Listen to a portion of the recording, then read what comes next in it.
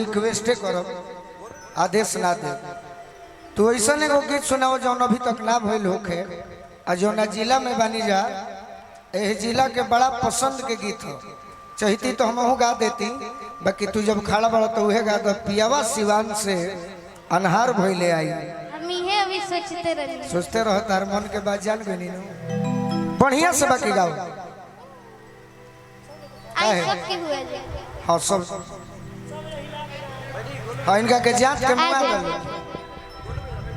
हाँ चारों ओर से जांच के बहुत बुझी छोड़ा वो लोग और एगो बहुत ही अच्छा गीत हमारे जितना भी यूट्यूबर भाई लोग बनी जा चाहे नौजवान भैया लोग बनी जा वहाँ लोग खाती ज्यादा से ज्यादा और ये गीत ये जिला के ही ऊपर बा जिला के ऊपर नहीं खे ये गीत जिला के ऊपर ना हो जे जानत होई हम बता दी कि जिला के ऊपर ये गीत ना हो मर्द जब खेती बाड़ी करे जाले तो खेत के अंदर सिवान होला माने लास्ट छो लास्ट प्लस सिवान का तो सिवान के बारे में मेहरारू कहले बड़ी लेकिन हमनी के श्रोता जननी जे कि मेहरारू कहली कि ना पियावा सिवान से अनहार भइले आई तो जिला के ऊपर गीत ना लेकिन चल बन जाला कि नैन छुरी से कटार हो गई नैन छुरी से कटार हो गई कि रूप के दुनिया पुजारी हो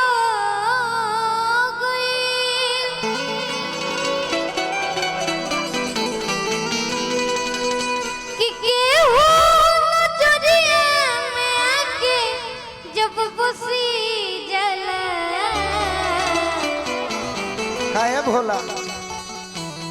तो बुझी हो कि प्रेम के बीमारी हो गई और उहे भाव में कहे के बात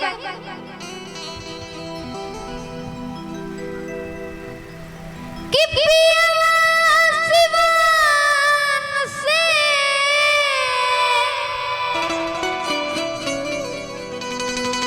कि पियावा सिवान से पियावा सिवान से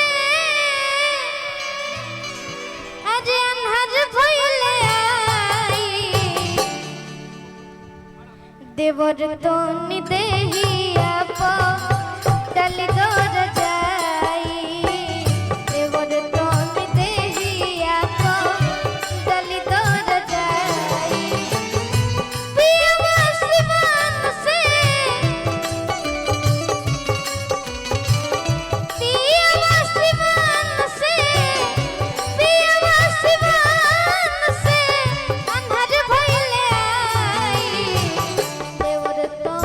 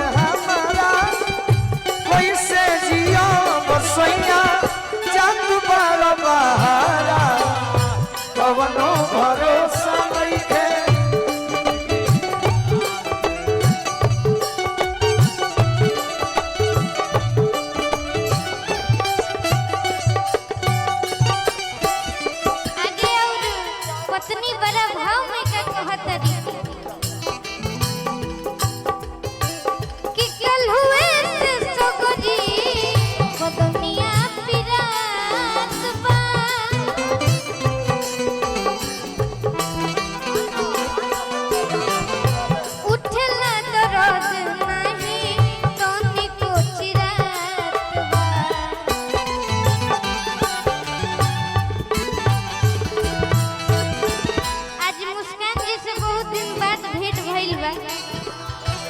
कि कल हुए से सगरी बदनिया पिरात बा उठला दर्द नहीं नोनी को चिरात बा कि पिया बा किछको ना हो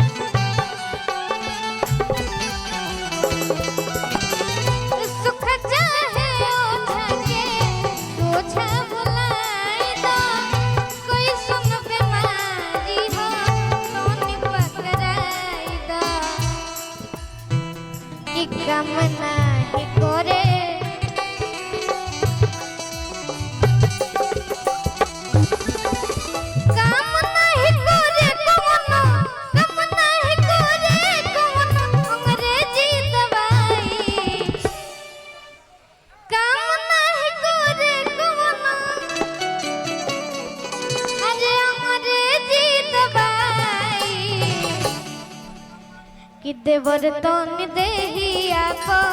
डाली दर जाई देवर तन देहिया को